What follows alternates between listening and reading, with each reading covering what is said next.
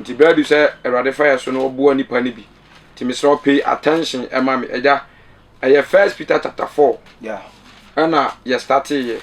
1 na okay ane 2 and 3 Bible no e kan asem bi wo wa na eno na ye chirichiri mu kire enipa eja ye nko wase Kristo hweso yes etifi asem no chiro say Kristo ne nhweso yes eno na ye tutu anamo asiso nti wo chensem ni mu mienu last week e bo bi so eno na ye say to aso na awie Kristo nhweso eja ye nko na afei se Kristo ehunu ama ne honam mu yi mo so mo fa adwen kola la mia mo ho efi se de wo honam mu ama ne no ejai bone yo yes na honam asetan bre aka no wantena se ama nipa ko no bio yes na emom watena se ama Nyankopon apede eno ano no na honam asetina bre aka no wantena se ama nipa akono yes na emom otena ase ema Nyankopon de apede yes mon saye no ase nipa akono eni Nyankopon apede na yen check last baby a last efiri okay what I say yen hwe baby a last efiri eni ne ma eye enipa akono eni yen hwe last so na wieye mum yenya abutere last week me bo eni ma be se miensa so okay ye bo bleaching so na ye bo dressing yes na edoso ntini be nya abutere yi ni maako enti yankɔhwɛ enipa akono ene akono yankɔ John chapter 14 verse number 30 me hwɛ ade bi wo ho John chapter 14 verse 30 what say menemo renkasa pibio Yesu na ekasa yo menemo enkasa pibiem na wiase sudifo no repa na ewiase sudifo eye de elpa science ewiase sudifo the ruler obi ka say obi ye bibi sudifo a na obeso kire say control yes on a control at the chrono on diso yes ana Yesu na animu kasa say de odi wiase so eba na orinya mo ho hwe na orinya mo ho de hwe hwan wasem na wo kan Yesu hwan wasem na wo kasa o kasa fa Satan yes no kasa fa Satan wa say o ye wiase sudifo yes amen afi yanko 1 John chapter 2 verse 15 me bu bon se bi so ansana verse 15 o si wiase do ni Nyankopon do mo no wiase ananye mo wiase mo no ewiase ti o chechemu wa ha wodi ka kire ye ewiase no de wodi so ana obechim se mamo no de be ewiase na ye wo mu no ana enioma ewo wiase enioma ewom se obi do wiase a owie no ochim se sa wiase obi do sa wiase na eja ne do ni nimu eja ne do eni nimu na de wo wiase nyina efise enioma ye de ni hu asase we ni so nyina ye de ba na makono de dikan eye honam we na kono se de okase wa antena se amani pa akono eye honam akono last ne aniwa akono 2 ene aniwa akono ne asetema wo a ene asetina mu ahowa ho a emfiri eja no emfiri wan Onyankopon yes emfiri Yesu na emu mefiri dia wiase efiri wiase ewiase ne ye hwan Satan yes ba ta wote ase ewiase ne eye Satan so kasa efiri wiase is talking about Satan yes and I quite remember so for me papa ye teachings bi pa ko deep my hu say last I can a Satan kwasempa amen enti de koso nyina no wase efiri hwan ewiase yes eja to aso ma me wase na wiase ne na kono retwam na afi ewiase ne na kono etwam won say obo wiase ene na kono enti okasafa Satan and what last say etwam ko na de oya de Onyankopon pe ne betena woda on say Peter ne ka say ye tena se ma Nyankopon apede yes ena awasa be kirem say de obeye de Nyankopon de epe no epe betena woda wasa be bo Nyankopon apede no so de obeye Nyankopon apede ne betena woda what I say yes me bo boso ba afi yanko James chapter 1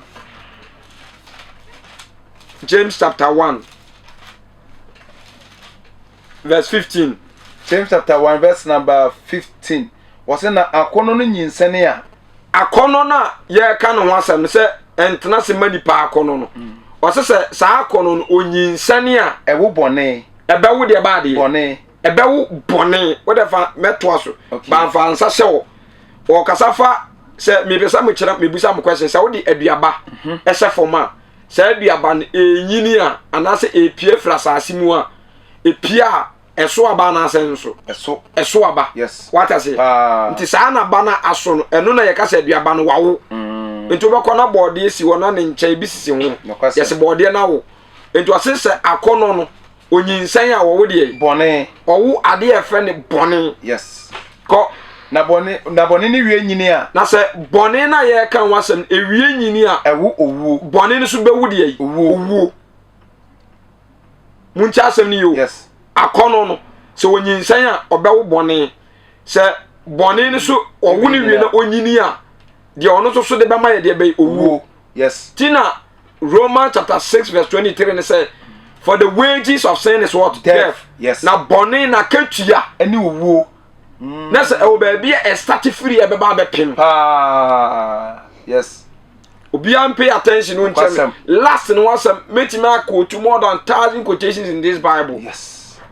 e kire say the last is ruling the world a ruling church a ruling pastors a ruling members a ruling esikafo I am everywhere yes enti me honam nam no mantena se amani pa akono biem nemo metena se manyankopon apede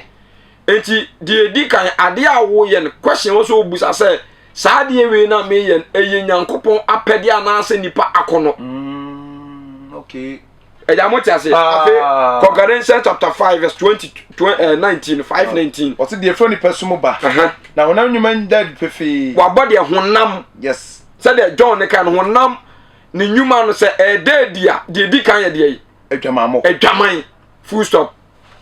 ye yin 11 okay ye bo last week ye ba preaching so ye busa ni pa nyina se Bible ne se onyankopon ona bo so ne asase ne de wo mu nyina yes what I say ye ne ye ho we are ruled by God yes. we are controlled by God enti nyankopon apede e bi ne de yen ana Bible ne kasafa adwaman ni anibere ana da bia Bible bebo anibere so bia na o se ye de be abosonson yes enti se me ya chamade ya mam ye nyina ya che ya de we de phone by black the same phone and I'm say mam phone by the same phone me de white na ya baya na masa akofa me hwe me de na mani nso me say me perminu the same phone yes because the pedie wo wiase na nyina the same thing no difference the only difference is say we ye tuntu na we ye kokko but ani ni aso de obi a wo bia no say de Awurade pe na wo ye wo ntia no na nani ye dai e che ho no kwasempa me baya na reta kofa me de no se chinchina white no no ope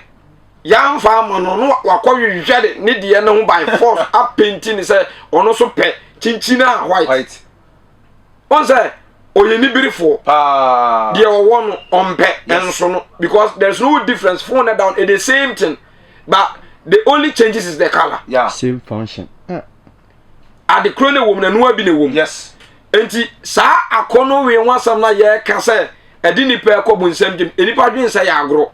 because was sa akono no enyinsan a ebewo bɔne ne wie nyina ebewu end up with death and death means separation yes uni nyankopon eni twaka tu uni nkwaje no kwasempa but omo nsa asem no so uni nkwaje yes and wo kyese sa ahonam no na ba ne de di kan eye adwaman yes ana ma me musa am question bi there is a me wo quote bi ho say last yes last feel like love but you can see it can be proved out when it makes sacrifice okay so bet me proven out ahun say de ye adwuma e ya akono ana say last e bra wo de ne fa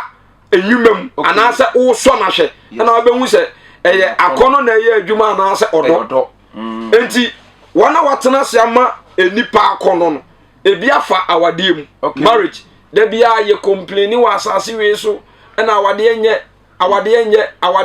nipa bebiri ekobu nsem gem I bet you say so obi ka kyo say awade enya oboa no kwasem but the only secret is what last akono enipa akono a yatena siama ene e control nipa this time yes enti sese rich nware onama wakohu oba wa mompai enye nyankopon wapede yes o consider factors say bi enipa no ne ho ofe two enipa no owa adwuma oye ni nsam obi what I say oye sikani oye this person oye bank manager oye say enti ohwe saa ne man o consider owodin ana ne kon ado eye nipa akono yes eye rich no ne pe enye nyankopon de apede what I say enye nyankopon apede say what the saa nipa no be man ba rich na akono ana agije no ena ejije ne say saa nipa no na ni gye no enti so far as say ofa nipa no ne tena omu bobra kwa afi akono nda bia mi ko tu sa de say last is like and what ink yeah akono to say petrol akono to say oil okay akono to say pen the ma wo de twiro no na ye de esa enti say enne na manya akono ama we ya me ne na ma ye bobra na me de twiro na no pen na me di book na siso me de twiro no me twira ma pen na sana book ni de eda ho that time no book ni hia pen ni moa so de be twira ba o twira bibia mfiri mu nye de that is last kono no et said the ode petrol agu kam okay me kwa akra ena mato 2 gallons agu kam can ye all right inji bibia ye okay but from Kumasi to Accra ena mato 2 gallons ena me de ko me hu can say a very posh car yes ena me tene ma me de ko me busam say 2 gallons of petrol from here to Accra en fa na bedru say okwa akodu asim fosu na say petrol no asa na kan ntimi move a eye oye no na asa na say kan na enye eye oye na asa yes kan de eye petrol no na asa enye sa kan nye say ye feel biem a kan betimi akọ enti sa last bible ni teach say e wo end e wo wieye e wo bia kokopem enti wona watena se ma akono no wose enyinse e be wo bone yes bone na wie no so yowu sankofo ni nyina ni nkwaje ba so ka no Christian ni po obeka sa o dada no enti ano na ama problem we koso Ghana obi asole a awade enye masa is never true because of last kono last na sa ni pani nyina e de ware enti period of time ti do hia no sa de ni nya firi wo pa asa apim what I say apim enti mi mfa ni pani nkonko duru ba bia de ne ko but when it come to love dia nyankopon say de odo wiase ni yes love last God didn't last after this word but he loved the word yes odo wiase enti sa odo no aduaba de mo amuchemi nyina amunchemi ye wa wo de odo ekowale wo yire no se munyini se sika wo ho sika ni ho se okonya accident manani ba akutuo se ne na ba akutwawo se oba biriwo se odane se de enkura na yes sir because of say enye akono na ade wale ni nti no obekoso adon because love is a seed odo ne de aduaba enti udua enyini mewa enyini ana tu esai living enkwa wom aduaba na wo de sha fom no enye aduaba ewu enti ebe fifi ba se papa bi de aburu aya no ama ne ma eso mu nkodua enfifi enti sa na akono te e wo period of time ebe ye adwuma na koduru eto betwa mon sha sa de ni nso eye nipa akono eni nipa apede na agege ye akowuram enti o se oso obi hwa mo obi nka se onyankopon na so na lemum eye ne aye de akono yes jeni aya akono na agege ye ena di eti akowuram enti sese ukọ omuso ukọ court this time omumu be ye registration for marriage ena omumu be divorce for marriage ukọ kiyeme a divorce for the door so chain omumu be register for marriage no kwa sempa divorce ukọ kiyeme this time course no because omuso every day more than nipa 1000 timi ba se be divorce and so sa nipa wo ya na ukọ ngwe de ase yes na omu kan nsema kese sesebo ahodo ba ye eso bi wo kra enu 1 week e bi ye 1 month ebi ye 2 weeks ebi ye 3 weeks eye enipa akono a last of the world a rule this world ana twi nipa ne bebiri akobu nsam jim mesramo sa asem we eye asem kese pa ne ye boso a kire ye tiefo no enti se de obetena sama nyankopon apede no sa nipa no owo nkwade ontwam da yes de odi nyankopon apede last me kasa chemi nu na me ka che se bible no Erade ma Abraham etwen for how many years ansa na wonya eba enti so called Christians yakwa asole say ya bompaye apekunu ba ebi wa bompaye a younger wonya 20 years wonya 25 wonya 26 wonya 27 wonya 30 afi won se meche enti wasa mi ankasa no mi choose bi ma me ho yes sa choose na o choose ama ho enye nyankopon de apede eya wa kono yes ena ajejewo ede wa ko wuram tesia mi ka say ebi su papa ebi su baby because baby omuti akohye no omu say eya ono ana kono na jeje ne de ne kohye ho enya awrade nyanko be free mi busaw ma yisu wata say enne na me sha say de fefefe ba ekwa wiye no ene manim apompono guso ene manim nyina yekuru eno no mi busam say James ne kasafa ho say saa de we na ato no saa kuro na aye no ana wanim na aye hu no eye hwan eye wa wo de ben ya wakono na ajeje wo de wakowura saa tebia nim yes because o saase no na efe what I say na efe yes. that is last eno ni akono no enti o saase de fefefe ohun se eye kama boni bi anim akire na ekwa animu no na bebia di na akowura no akono no Amen and amen. Amen. Enye nyankopon apede. Yes. Pato mo nhyane nso. Na muntie. 2 sa mesh ada bia ya gbo no. Mo nhyade we nso. Mesh. Busa se nyankopon ebo nipa no onim India fo, onim China fo, onim Ghana fo, onim obi a condition ni se de osi born fire. Pato te dem kan. Onim Sadi we nya time betichi ya najo na ne nipa ne bebiri ada nti o mantimi antie entimi busa se o de hwe obi timi ebo mesh free ni tia na abegu ne to so from a form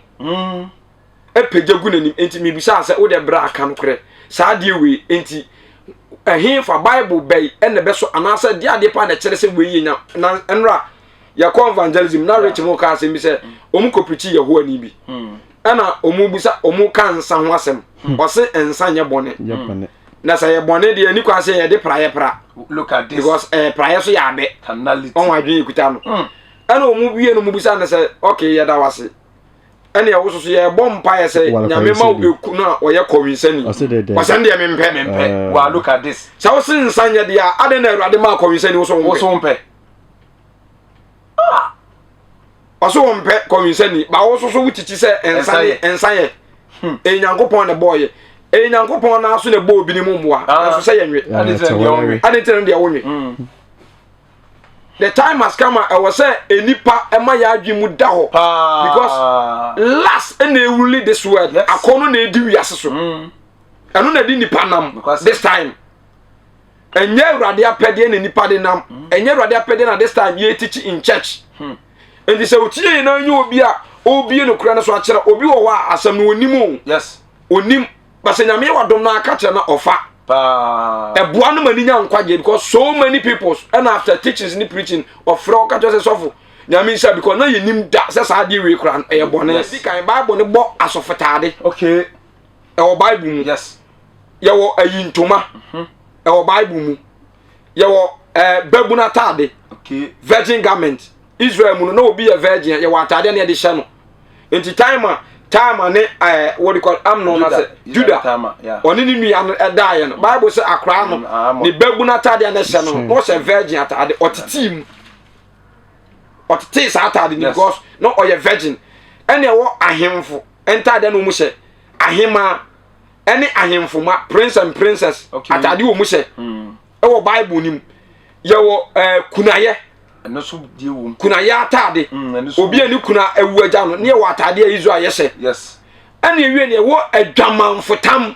no so ya tade baako what is adwamanfotam obi oye dwamanfo prostitute yes dwamanfotam enti me busa mo say saa ye time dressing na what dressing no busa say enti saa dressing we which type of dressing na nyankopon apede anase ewiase akono yasi akono na asa bible na da ono ekasa o santade na me boss nya metima ma ehu ebia hu quotation mako say ye waso fotade Deuteronomy ekan say Moses erade ka ten say on say Aaron ma no asofotade na won sra won mo meboa sa ba ya no so ye kire say no say babunu atade yes ana Judah ni time sa Genesis 38 no ba na okotena kwanchen ya na ase ne koda no say sa kunaya atade ene no wahye enti ebia ana what do you call Proverbs 8 ekan adwamhye oba no ofresamanfo adwamfotam ana yewo aso ni nyina sakro aitum ebia de wom yes wonderful enti yen Christians yewo dress na ye dress yes your dress na dress enya anyhow ye wo pebia na atimi dress it's never true there's nowhere in the Bible nim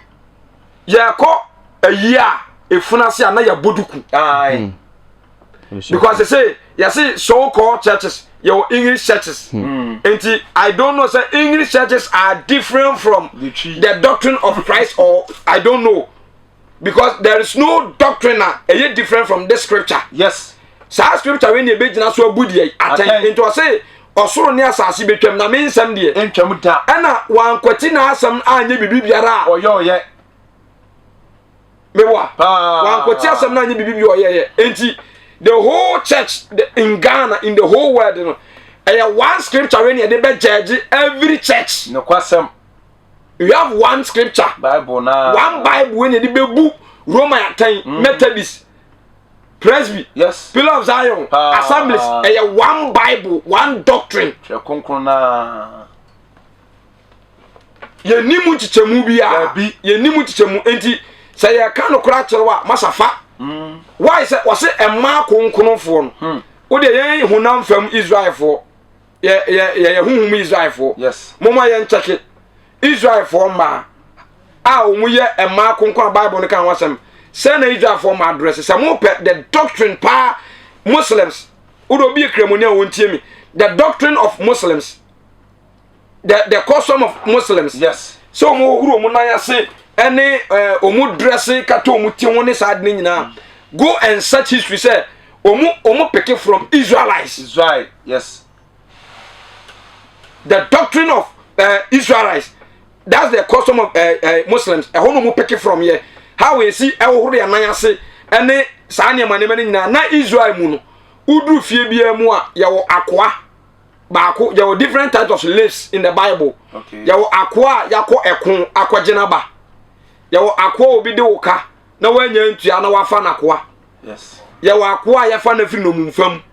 enti saa different types of slaves no ubedru Israel ni bia fie na akoa baako te kwan na no adwuma wo ye ne se ukwa abonten na wo ba ubewura fie wo horo na yase ansa no mai dai wo wuram what I say okay ya horo na yase ansa no wo wuram and those days no nanim de nya mai say ye tena akonwa so say de na ye kwa asole a ye wa akonwa tena so e wo dem nti no omu kwa omu sam omu nan ebi okra ye bo so na Yesu preach no omu di na chi a se bo ase no moduru a abontin ba bi bi pobi so omu nya wu so no o preach kire omu nti omu kwa so de omu tena se e fom eno so omu peke ya aka ho besin de a omu nyi so akonwa wa asole dem a omu na so omu huru omu nan yase no eye custom omu peke from Israel but why say mun check early Pentecost yeah early Methodist early Roman churches say nim wo Ghana ni nyina say in the beginning no na how was the addressing say no must dress to church yes say no must dress and the last na Bible no kan say ye check ya met yes abetimi da kwa di sema mo ko hu say asafa hodo onso no ye bo ba akokoko say oba bi e fa ni Jezebel yes eja yen kan ne yakwa check from Kings Jezebel the character of Jezebel say na Jezebel si dress saa oba no na de saa makeups ni saa ne manema we nyina so spirit. Yes. Oye Satan agent baako. Kwasempa. Enti how come say so for maami a wote puppet so ummoduku. Unkata utiri. Revelation chapter 2 verse 8. Oka o say ode eno ye enwi ye nkataso ema who told you? Agudi na. Who told you? Ejako wose na tiatira enwoma. Tiatira asafo no mu no.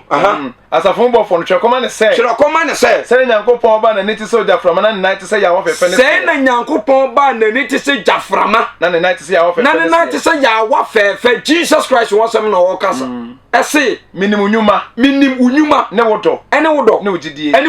wosom ene obo aseto ene se unyuma edi echese de edi kan no ene se unyuma edi echi esene de edi kan no na so me wo ho asem se o ma oba Isabel ofre no se odifo no kwan se won wo ma ho kwan se oba Jezebel me busa mo wan munyini yeyi mo amutemi nyina wan na ate se obi ato ne badin Jezebel da bi Mati Jezebel da say me bawe ye na kwaku nsam kra yeto but Jezebel maintain so obi de ne ba to Jezebel yes right but because Jezebel was a possessed woman he was a possessed woman on na this anema we nyina yes fashion Bible na down assembly anyone anymore and so ko church now so for catch it say and the answer this time the scripture they don't study munsua ti wama kwan so oba Jezebel ye be ko kings aka Jezebel ho asema kire wama Jezebel kwan so wonya dey on friend odifo say on church no na da menko a won kire no na da de menko a na o madwaman no ni na ma kuma ma bosom na woni na ma wo kuma ma de abosom mama ne bress on fansa cha na adwene fi na mama ne period of time say on oh glory be to God mama ne bress on fansa cha de na adwene mamum enti adwaman fotam any adwaman dress ebi ne de hin sa Jezebel no wan na atese ya to obi di Jezebel da obi anto bi sa da Jezebel was a spirit he was a possessed woman he was a possessed woman munti pa sofo no ti wo ka say ye ba onto ba chorus singing chorus no mu ku ho yes platform so fefe o mu trousers obi amuduku not a single person Debbie. Bible say Hebrew say ni moja no watoma boden yes enti mun hye Nyankopon ni munyam mu die mu ni paduam yes me be say me busam say so obi ko otumfu anim e ko serve na anim e ko worship na say ayemfo no mu ko no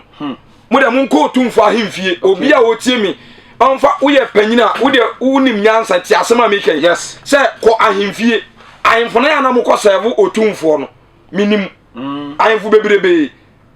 baby a eso for preaching scare fm e hwa na ayi otumfo man share ewo se time so ahemfo ne ko soma obi akwa otutu ntoma aguso me hu se ohini bia sekambu aseche e ko otumfo anim da ohini bia anya sa na akata na o akata se otumfo omuko ahemfo unim se ahemfo wo asante region no omuko som no kwasem obi a woda wo ko ebi ko Tuesday ebi ko Monday ebi ko obi a wo ko se ye kosom e na wo bedin ni so ko swan enti omu wo dress omu de ko obi no sekambu e ko ahemfie da e sete ya mo de niam e di agro wa ade fie enti Bible say Matthew ebra Yesu wura asole fie no ade ne siye okiaba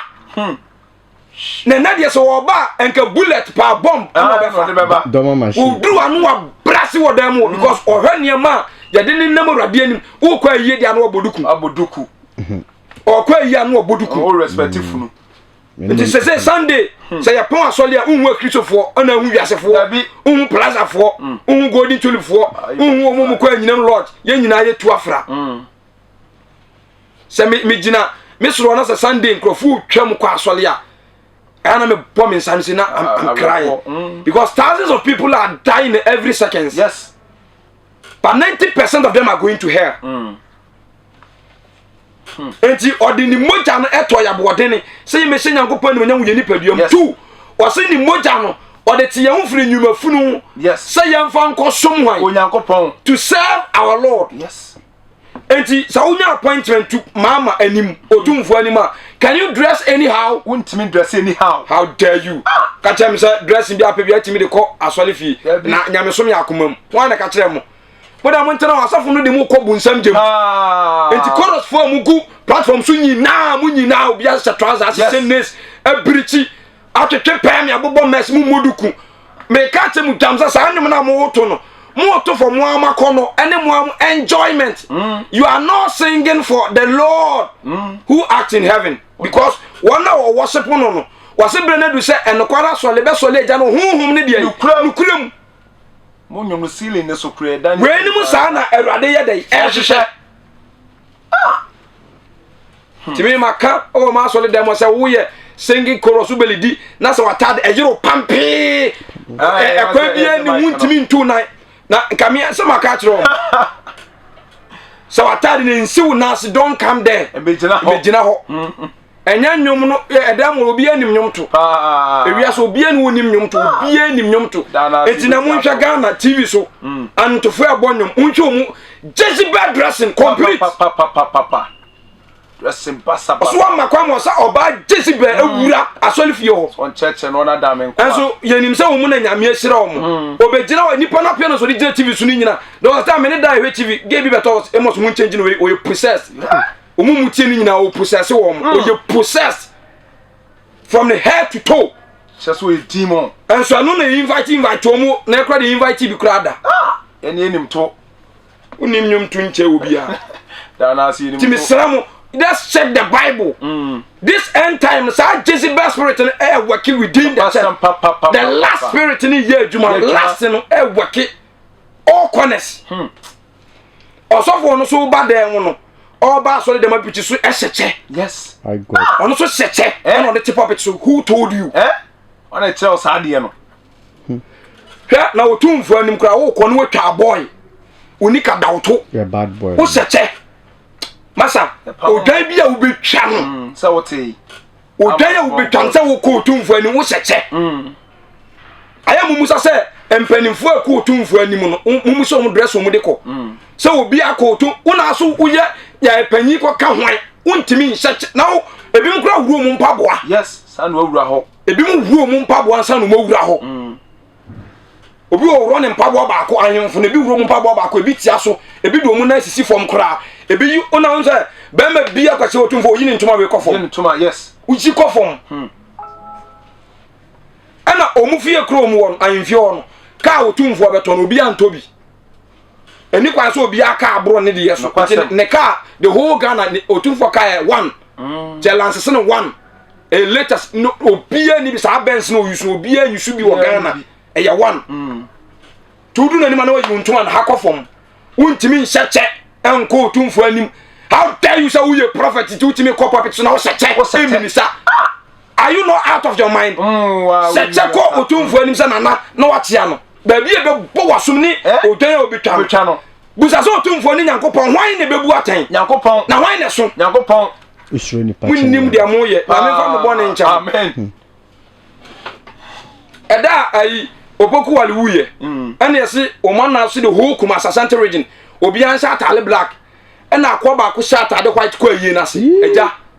beatings asa wɔkɔ wia ayi ɔkɔ wia fi ho gold beatings ya ha police ni so de say jire no e bro because of so was atade white so yes mo into the whole Asante region obi an sha white dey na ye dey na to mpam obi an sha white abonte kura ye chewa because so na Asante kro ne de Asante man ewura ewu obi an sha tuntum na akwa no so e not no say de wonim na wo sha fufuo ko ayi na se masa ne ni pe mobo na even Muslims kra no say Friday dru no mu ko Masarachi addressing bia no mu de ko dabi o se Kristo so ya hye ase grown doors dodo ahye ni firi soro o se mu se achiwade e bo man yes the nest of mami wote puppet ne nsa nest te se baifuo ne mess begu ne to omoduku na no ko wasese mesewe by 15 years time according to research emrofo na no omuno omi edumfu kumfu oma sa de abase ema no de eduro so omani so omo mo se sa by 15 years time they will all be blind sister sauti o 15 years time eni frafo e beba Ghana no say do no mi so omani so no ene de share ha no 15 years time wani be fra Ghana for ma emun about 70% will go blind therapy for munina eni be fra because enye senya akono a busa say senya akono anti Nyankopon apede ne say oba ebe kwa kodo se yemfa de nso nani so de Nyankopon apede mun ka no kre eni pa ni nyansa se Nyankopon breast hari urade ko de nufu joda me de honam famu ne mani bi ena toto kirosem na wodi ajeje wodi ajeje honam famu ne mani bi ena me de toto na me de ajeje sa ne ma me kan enti abusafo Yesu sa siwe wo se wiase we ene na kono etwam eye de etwam ntem so na wona oyu Nyankopon de a ena obetena se wiase na kono otwam te mane nya wo se sa wiase we betena woda da bi tete ayinim he asaman Pentecost yeso mu bompa ya ama honkonkunu sane physical se ja yes isi dem ho enti na besi ne nyina dwoda bi omu ye mpaebo sa dan omu bu no eda so ho problem bi adbe ko bia na you are healed up till now so but why is after the English service omu character enu ma pia na different from the old Pentecost why enti English for ne you can dress anyhow na old for no yen local for no mo amanko school mo de mo dress this and mo moduku na mo ko bompaye da Yesu beba church aye kan English ebra bonko na de ka twi so ebra bonko e wo hifa wo Bible this enim bisuafo sa unya obi ma ne kan no kura nkirewa unim no kura no obi ka kirewa fa tipenifo se woni futufo na akoto so obi tu ni bafo a bo modin a na pe ba bi tena so ye da tie bi sure am breast da portion tie bi na fa bo bra na fa tu anamon if you say bra ni pa be ka se me hunya anka no na ye late too late e se honam akono ene ni pa de ba bia se wonim say awo so be fashion je beba ni nyina so je beba bo ni nyina so ma awo so be fashion say owu bebere ba uye kurase ni sa na bebere so ka uye kurase ni wani nti wa wo mienu miensa na de wo sa se ntwe e say awo so be fashion enti obi wu bebere ba ofele o hamanim wo o ma me ma o to so 19 yes obi to so 10 obi to so 11 ye fra obadu yes ye fra obadu onza unya eyere akọware ya se efre no enso a otoso nso yes awotwe eni sanka wo maame anwona mnanu 8 na ka abenya onza unti ne hujai yes eno efre dwuma ba wo so obi akono ho se eno so beka eye akono yes ni nyina ka ho ena unim se enuro na yeso mu de hihye wo mu ho no se untimi woni ade no se cancer ekoso wiase nyina efri no emrofo na sa ade abasa ye no fibroid no ma se da kwachi hu details mu se fibroid any cancer pressure hudu nyina mo de mu se oba bia o ya sa family planning sa enuro ni injection owo bibia ho yade sister salty obia wo yade obia wo problem yo oni ahoto akono awura ho nso so se me wu bebira asem ye kurase ni asem ani mie ko change me form body therapy what I say ena nyame abone kese me pe slim enti me kwatwi me mu saade nyina kogu me to saade we Nyankopon apede Nyankopon apede enipa mobo yesi me papa na me ye se me ye wro for him sa yemos akra na ade akra sha so wode hye yes me hwa sa hwene ni bon Nyankopon kasa che boni satrifa wotenenso wotena bebuom hwe obebu benato aso sa na me hwe ne mente hwe on kan se we die eye normal we nya dabi bible ni sa ala broche for be shetra awo de de yeah mfa ne mani agro eja nsam ne doso ya fancy ya nyame ya adoma ya beto aso nti wa wo pe nkwaje ama akra se ba chie bi ne fa sempa because enra me bu baby chire o say president oni nipa bebele ne ko school so ba say original ni as a president or the convoy dey ba wo ka fese de nkra ya se parking mo metwam enso bia wo classmate no meboa sa na heaven e be ye ti heaven ya nkonam enije na ya nkonam ene esu no so ya nkonam to bia wo na nije a wo kwaje obia ne na hotonko ukunu be kone de wo ba be ne kone de osofo be kone de enti ma asole ne me sofo sem ne de udi akire wo be hye tie no kure no ne be ye de hye yes wata se tie no kure ne be ye de hye firim kwayem eni nipa akono achi na emom di nyankopon ahyehyede eni nyankopon epeso yes wo be nyankwa ne ho mi amakra Radin shira wo no onyo kese wo Yesu dim amen